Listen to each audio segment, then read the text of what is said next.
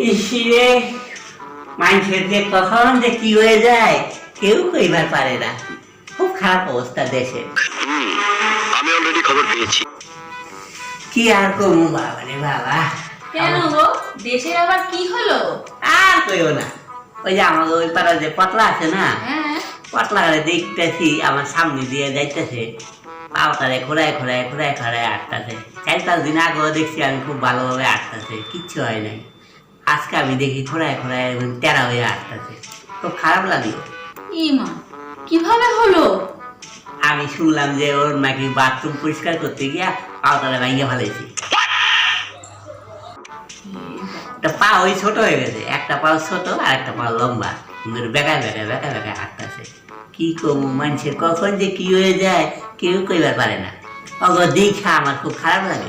আরে কেন যে ছোটবেলায় আমি পড়াশোনা করলাম না, পড়াশোনা কইরা আমি যদি ডাক্তার হইতাম, এইসব ল্যাংড়া টুন্ডা মানুষ আমি সব ঠিক করে দিতাম, তবে আমার মনে শান্তি হইতো। তাই নাকি? হ্যাঁ, তা তুমি কিভাবে করতে শুনি একটু। কিভাবে করতাম আবার? এই ধরো যে ছোট পাওটা আছে না, ওই ছোট পাওটা আমি ফিতা দিয়ে মাপতাম কয় ইঞ্চি আছে বা কয় ফুট আছে।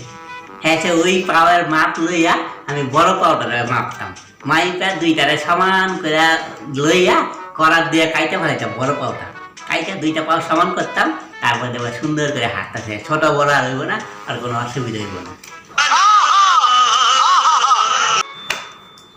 বুঝলাম।